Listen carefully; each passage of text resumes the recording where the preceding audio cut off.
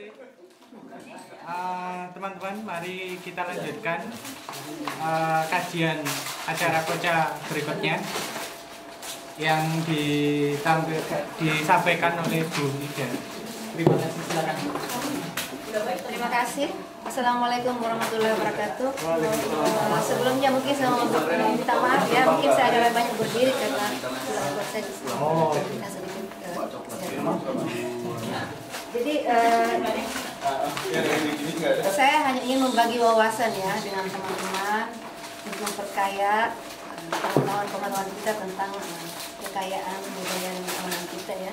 Salah satunya ada di Selatan, itu adalah rumah tradisional Karangbuang. Jadi saya tidak membahas secara makro seperti rekan saya dulu ini, tidak bisa lihat kepada mikronya ya, rumahnya sendiri.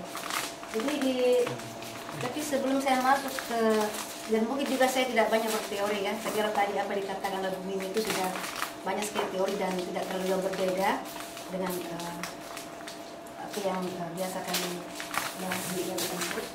Jadi kita lihat saja bahwa Karangbuang ini terletak di sini Sulawesi Selatan di Kabupaten Sinjai. Jadi letaknya itu di atas puncak gunung. Nama gunungnya itu Gunung Caropo. Jadi sekarang itu banyak sekali biasanya pada pesta adat pemuda-pemuda pas semuanya ke sana. Jalanan ke sana itu sempit, tapi pada saat saya ke sana jalannya itu licin. Licin dalam hal aspalnya masih lumayan baik. Sekarang sih katanya sudah rusak parah. Dan itu cuma satu mobil yang bisa naik. Saat itu saya lagi hamil 5 bulan, tapi saya ketakutan, Mas, sampai ngomong sama suami, bagaimana kalau saya jalan kaki aja ke atas? Curang. Curang sih, makanya ini karena cuma cukup tuh satu mobil, jadi kalau ada mobil dari atas turun, wah bisa-bisa kita ini masuk jurang. Tapi so far di sana sangat menyenangkan ternyata.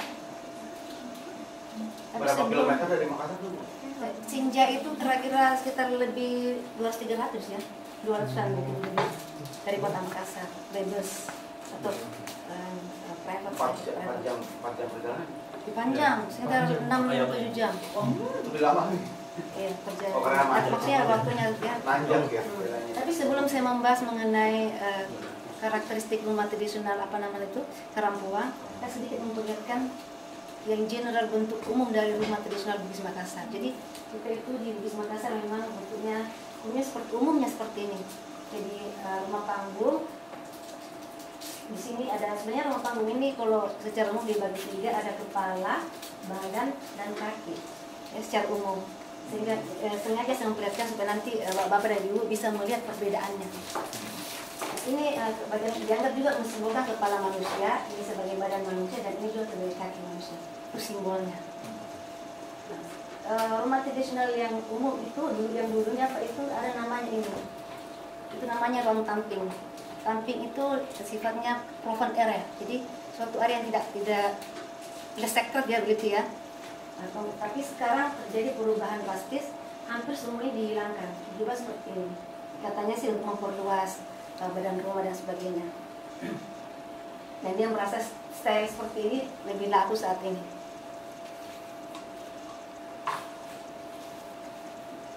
Dan ini adalah layout dari rumah yang tadi yang saya perlihatkan. Jadi ada ini, yang gambar tampil ini merupakan suatu area yang sifatnya sopan, dan ini adalah merupakan area yang sifatnya secret, jadi suatu area yang non sopan. Ini sama tadi juga yang dijelaskan ini namanya pusat rumah, jadi sebagai pusat dari sebuah rumah. Ini ada ketentuannya Pak, jadi misalnya baris keberapa, yang keberapa dari samping, dari depan, yang keberapa. Ya, jadi semakin banyak jumlahnya maka dia juga arahnya letaknya semakin bergeser ke pinggir dan atau ke tengah dan sebagainya. Ini ditentukan, letak ini ditentukan oleh luas dari rumah itu, banyaknya bilik rumah itu. Ya. Kemudian ini juga letaknya itu dekat dari ruang tidur. Ini merupakan ruang tidur dari orang tua dan anak gadis. Kalau yang ini biasanya ruang tidur yang pemilik rumahnya. Seperti itu. Di bagian bawah ini yang tadi kolong, ini merupakan suatu komunal, jadi communal space. Dan ini kan juga ini, umumnya rumah-rumah itu menggunakan ini teras ya, jadi merupakan suatu communal space ini. Sekarang saya memperlihatkan ini rumah Karangbuangnya, rumah adatnya. Jadi sebenarnya di sana itu ada hanya dua rumah adat yang ada. Yang ini satu ini rumah kediaman Puanggala. Puanggala itu dianggap sebagai dalam struktur misalnya masyarakat itu DPR-nya dia, DPR-nya. Dan ini rumah disimbolkan sebagai pria. Lokasi rumah ini itu lebih tinggi dari rumah yang satunya. Kalau rumah yang satunya ini rumah sebenarnya rumah raja, tapi dia lokasinya lebih rendah dari rumah Puanggala tadi. Jadi kita lihat, meskipun bentuknya dan layoutnya sama persis. Nah, ini bisa memberikan kita suatu pemahaman bahwa memang ternyata kedudukan pria itu bagaimanapun juga masih dianggap lebih tinggi dari wanita, dan karena dianggap sebagai imamnya dalam keluarga. Kemudian ada lagi bahwa DPR itu merakyat, suara rakyat malah masih lebih tinggi posisinya dari suara raja sendiri. Ini sebenarnya filosofi itu yang mereka ingin terapkan, meskipun rumah cuma ada dua. Nah, perbedaan antara rumah simbol yang untuk raja dengan DPR tadi itu juga tidak terlalu jauh bedanya. Di sini kita lihat ini aja, ini dengan yang ini. Di rumah raja ini ada dua susunannya, dan ini ada tiga. Nah, kalau rumah yang DPR tadi itu ini cuma dua, dan ini cuma satu. Nah, itu membedakan bahwa mereka berbeda kedudukan dalam hal pemerintahan. Kalau yang ini sih sama, di Sulawesi Selatan sama. Simbol ini mencerminkan simbol tanduk kepala, tanduk kerbau, ya. Nah, jadi sebagai simbol kekuatan, simbol kekayaan, itu biasanya. Kalau rumah raja biasanya ini bukan cuma simbol ini, tetapi disertai dengan patung kepala kerbau. Seperti itu. Nah, ini dianggap sebagai anting-anting, jadi hiasan aja begitu ya. Jadi inilah gambaran keseluruhan dari rumah secara eksteriornya ya, rumah dari adat itu sendiri. Jadi tadi ini rumah raja ya. Jadi raja itu namanya Sanro atau Tomatoa. Ya, yang sekarang ini wanita, saya lihat anunya situ. Jadi ini tadi saya sudah jelaskan bahwa itu aja perbedaannya yang kita bisa lihat antara kedua rumah tersebut. Ini layout dari rumah rumah adat tersebut. Di sini rumah adat itu yang paling utama perbedaannya kita lihat dengan rumah tradisional pada umumnya adalah ini. Ya. Mereka ini tidak sama sekali tidak memiliki tadi teras sebagai communal space. Jadi padahal orang Sulawesi Selatan itu biar kita ya tuh tinggi sekali interaksinya dengan tetangga dan sebagainya, karena memang tetangga yang terdekat itu keluarga terdekat, Pak. Semakin jauh dari rumah berarti hubungan keluarga kita, relatif kita semakin jauh juga. Kalau ini sama sekali tidak memiliki teras, jadi orang masuk ke rumah ini melalui lubang, jadi lubang naik ke atas ya. Jadi ini ada lubang di sini, kemudian kita masuk langsung menuju tungku. Di sini ada ruang servis. Ini sebenarnya ada servis ini. Ada servis. Kemudian sini ada ruang makan, sini ruang tamu dan anak pria yang sudah akil balik. Ya, kalau masih anak kecil sih masih tidur di sini dengan orang tuanya ya. Nah, jadi kalau ini merupakan tempat tidur wanita yang gadis-gadis yang sudah akil balik misalnya dan pemilik rumah. Ini tadi letak ininya. Apa namanya? Pusat kecil rumah pusat rumah sini. Ini letaknya. Nah, ini merupakan ruang bangsawan. Jadi ruang apa sih? Sebenarnya kalau rapat itu sidang-sidang mereka di sini. Tapi sekarang saya tambahin pelimpahan sedikit. Ini antara ruang ini dengan yang ini ada perbedaan ketinggian sekitar 30 cm. Ya. Nah, kalau demikian juga yang ini. Ini juga ada ketinggian permukaan lantainya sama dengan yang ini. Jadi ada ketinggian ini tertutup ini dengan pintu sama dengan di bumi ini juga karena tidak terlalu jauh. Ini ada pintu dorong, jadi pintunya ya itu didorong, jadi bukan dibuka langsung seperti biasa ya, tapi pintu geser juga ini. Jadi memang terjadi penghargaan juga yang begitu tinggi dari sebuah rumah ini terhadap wanita. Jadi wanita itu memang ditinggikan derajatnya, makanya diberikan tempat yang lebih tinggi, posisi lantainya juga seperti itu dan dia lebih tertutup. Kalau kita lihat potongannya seperti ini sebenarnya dinding. Ini dinding yang nanti kita bisa lihat. Ini sekaligus berfungsi sebagai lemari. Ya. Nah, ini tangganya. Ya, ini tangganya Pak. Ya, dari lubang langsung naik ke atas. Jadi pasang kayak di dongkrak kali ya. Dari ke atas. Jadi penutupnya tuh kayak. Nah, Jadi bukan berumah tangga kayak kita langsung naik gitu, enggak. Jadi dia tidak ada ruang interaksi, tidak ada ruang peralihan, karena sebenarnya teras itu sekaligus berfungsi sebagai ruang peralihan, ruang interaksi dan ruang kontrol sosial kepada masyarakat sekitar. Di sini sama sekali enggak. Mungkin karena pekerjaan yang berbeda, kemudian geografinya yang berbeda dan seluruh budayanya juga aturannya berbeda. Nah, kita lihat ini, yang tadi ini yang saya bilang pintunya yang cuma ditutup seperti ini, dari ini lubang dan pintu.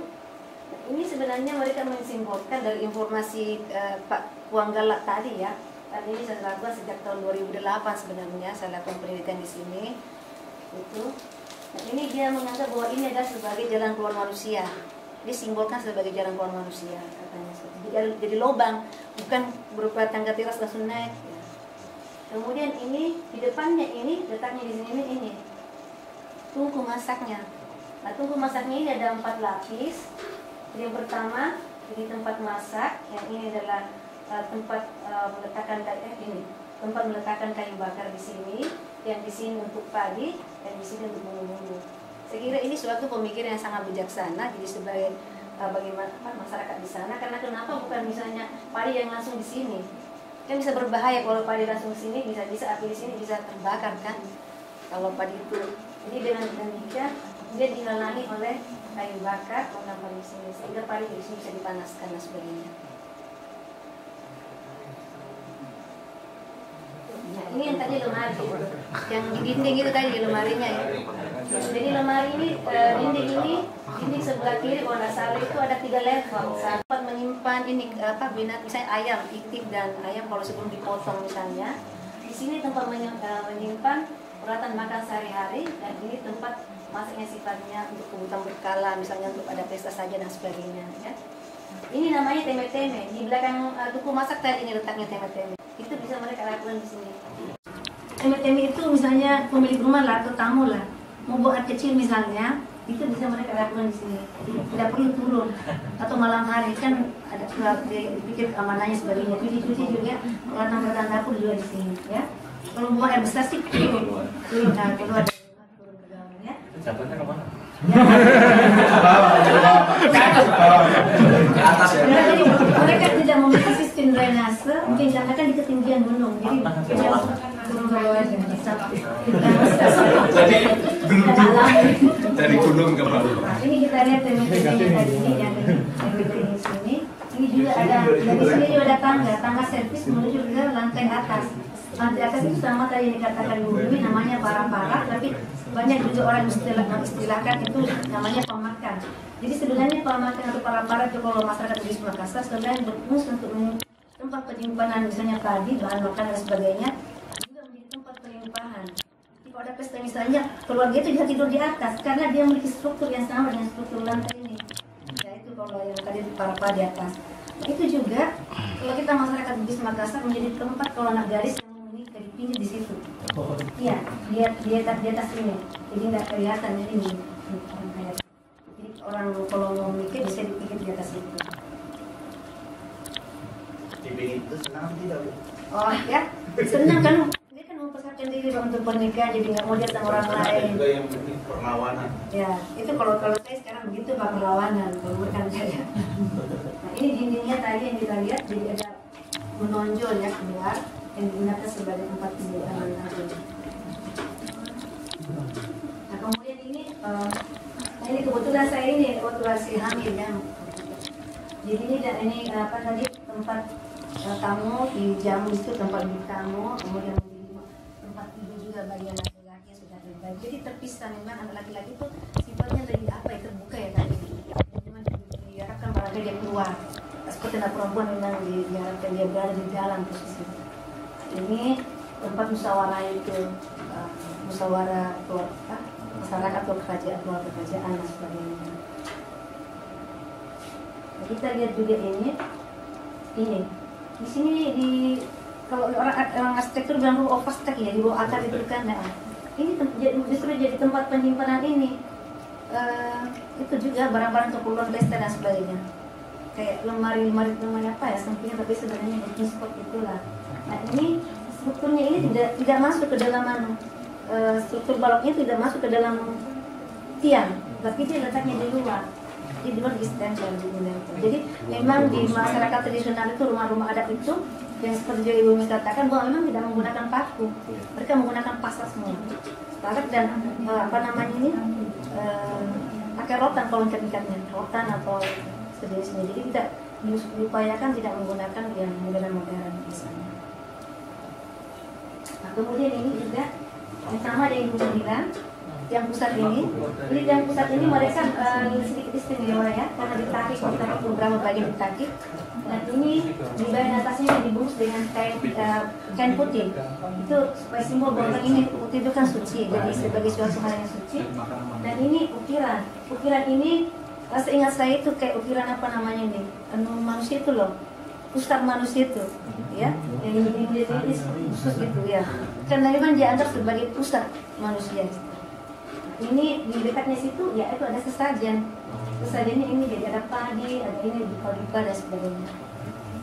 Jadi pusat ritual dalam bumi sudah berada di sini di putih yang pusat. Budaya Hindu apa budaya? Ya, ada pengaruh Hindunya Pak. Ya. Tapi memang masih ya. Animisme ya? Ya ada pengaruhnya itu. Nah, ini lantainya ya. Ini lantainya Pak. Jadi kalau daerah yang servis ini ya seperti ini, cuma dari bambu satu lapis. Tapi ketika dia sudah digunakan oleh misalnya untuk orang lain juga, maka lapisannya ditambah lagi lebih halus lagi, jadi ada 2 lapis. Jadi penghargaan kali ya kedatangan. Ya, tetap itu kan Bu. Iya, kayak iya betul itu, mirip-mirip itu. Nah ini bagi masyarakat itu dianggap sebagai simbol rusuh pada manusia ini. Itu bambunya memang ada sela-selanya. Oh iya Pak, ini dari makanan barangkali turun ya kan daerah servis ini. Kemudian ini juga jendelanya ya. Jadi jendela itu memang dibatasi di sana. Jadi jendela di sana itu bukan sedemikian rupa dibatasi, dan tinggi dinding ini juga ini tidak terlalu tinggi. Saya kira sama di Jepang juga kan, dingin di atas gunung kan, sehingga dia berharap memang rumah-rumah tradisional itu diharapkan bagian apa namanya ini bisa menyimpan panas, apalagi di daerah dingin, sehingga bukaannya dibatasi, sangat dibatasi. Tidak seluas misalnya di daerah pesisir itu luarnya bukaannya memang diperbesar, tapi sini yang dibatasi sekali. Dan dindingnya juga dibatasi ketinggiannya, ya, supaya panas bisa bertahan di dalam. Nah, ini dinding yang ada di ruang tadi itu, ruang tidur. Ini ruang dindingnya ini sangat terbatas sekali, jadi orang dari luar itu nggak bisa melihat ke dalam. Tetapi orang dari dalam bisa mengintip keluar. Ya, jadi karena apa? Karena isinya ruangan ini bisa jadi anak gadis, sehingga betul-betul itu anak gadis menjadi semacam penghormatan keluarga lah. Jadi istilah orang Makassar, Bus Makassar itu sirik. Biasa dengar Pak sirik. Sirik itu artinya malu. Malu. Jadi salah satu pengertiannya, sebenarnya banyak pengertiannya, itu salah satu pengertiannya adalah malu. Nah, untuk melindungi rasa malu dan sebagainya, maka dan simbolnya adalah wanita, maka itu tadi tidak bisa terlalu mengekspos dirinya, tapi dia bisa mengekspos keluar orang lain, ya, barangkali ada cowok-cowok di luar atau apa ya. Nah, itu makanya ada tempat untuk tip ya. Ya, untuk tip. Kemudian ini lagi, ini jumlah apa namanya, jumlah tiangnya itu 30 jumlahnya. Jadi Fuang Mangga bicara bahasa itu bahwa katanya ini sih bisa mewakili, mensimbolkan 30 apa itu ayat dalam Al-Quran, 30 juz dalam Al-Quran. Itu kata dia ya, bukan kata saya. Itu kata beliau. Jadi ini sengaja agak tinggi tiangnya karena bagian bawah ini digunakan untuk ini. Ada apa tuh? Lesung ini, lesung itu numpuk-numpuk padi itu. Iya. Jadi alu ya. Ini tadi tangganya ini. Ya, kemudian material, sedikit tentang sassingan tentang material. Jadi menurut beliau penggantian material dari rumah adat itu dilakukan 25 sampai 30 tahun sekali baru materialnya ganti, karena dianggap bahwa materialnya sudah lapuk dan sebagainya. Nah, material itu diambil dari hutan adat yang ada di dekat. Jadi memang mereka itu suku-suku tradisional itu memiliki hutan adat, sama tadi dengan suku Kajang itu ada hutan adatnya, dia juga memiliki hutan adat. Jadi material diambil dari sana, dan ngambilnya itu harus ada syaratnya, tidak boleh sembarangan ngambil, mesti yang sudah berusia di atas 30 tahun dan harus lurus batangnya. Nah, kemudian mereka itu menariknya itu nggak dipikul gitu Pak, tapi ditarik beramai-ramai sambil bernyanyi gitu. Itu sebenarnya sebagai suatu ikatan, interaksi dan ikatan memperlihatkan bahwa ini mereka semua bekerja sama bersama-sama, gotong royong lah. Gitu. Jadi sebenarnya setiap makna, setiap apa yang ada dalam ruang adat maupun aktivitas masyarakat itu sebenarnya memiliki filosofi tersendiri ya. Sebenarnya filosofi ini untuk kebaikan semua, bukan bermaksud untuk apa-apa, tapi untuk kebaikan, untuk langsung hidup, untuk sustainability daripada lingkungan maupun manusia. Kira seperti itu. Hanya itu kira-kira yang saya bisa sharing kepada bapak-bapak dan ibu. Semoga bisa bermanfaat. Nah kalau misalnya dia mau ditanyakan silakan. Silakan. Satu pertanyaan, satu hadiah. Oh, iya. Silakan. Oh, bentar. Siapa tadi? Beliau siapa? Ya, coklat. Sebentar, biasanya tasnya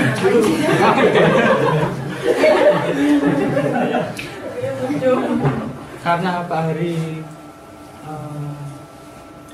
jadi Pak Hari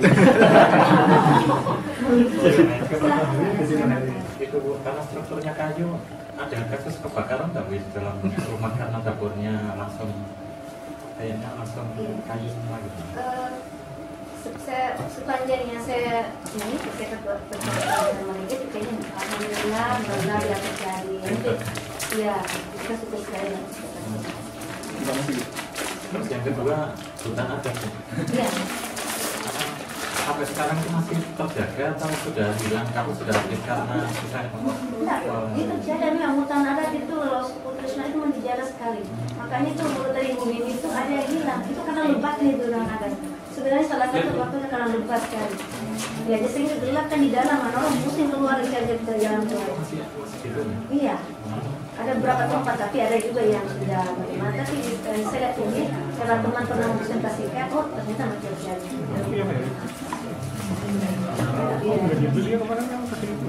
sudah Pak Hari. Satu lagi pertanyaan. Pak Agus siapkan hadiahnya. Jangan dimakan sendiri. Berbeda pertanyaannya sedikit banyak mirip sama Pak Hari.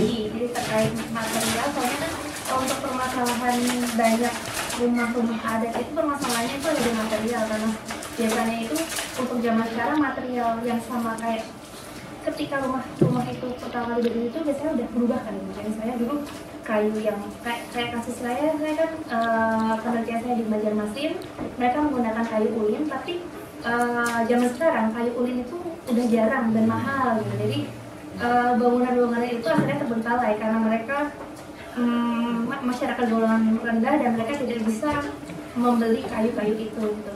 Terus apa ya, untuk semua material dari rumah adat kan, rumah apa sih namanya lupa itu, apakah semuanya tersedia di hutan? Terus bagaimana juga masyarakat di situ mengelola hutannya untuk mensuplai material dari rumah adat itu? Jadi hutan adat ini memang diperuntukkan untuk penggantian material atau kebutuhan untuk rumah ini saja, yang dua rumah ini, bukan untuk masyarakat umum. Iya, untuk rumah adat itu saja. Ya. Cuma terlarang Pak. Jadi memang untuk sustainability dari rumah itu ya. Jadi pohon-pohon itu ditanam khusus untuk keperluan itu. Memang sih ada material dari luar seperti atapnya, itu kan atapnya dari daun rumbia, itu dari yang didagangkan ada. Dari luar karena biasanya daun itu kan di daerah pesisir Pak. Oh, jadi rumah tadi itu hanya dua itu Bu, yang dua. untuk raja dan untuk Jajarannya iya cuma dua. Oh, jadi bukan rumah-rumah untuk masyarakat. Bukan housing. Bukan housing. Bukan housing, jadi nama house. Makanya tadi rumah judulnya saya Karampuan House tadi. Makanya judulnya adalah Karampuan Traditional House. Bukan housing. Jadi kalau masyarakat biasa sih ya beli kayu di luar Mas. Pola rumahnya juga nggak mengikuti. Enggak. Oh sudah biasa, yang masyarakat biasa itu kayak tadi tuh. Oh, yang pertama. Iya, jadi ada teras dan sebagainya. Kalau yang tadi memang khusus untuk spesial, jadi itu sudah terjaga kayaknya nunya, apa namanya aslinya, originalnya ya dari dulu sampai sekarang.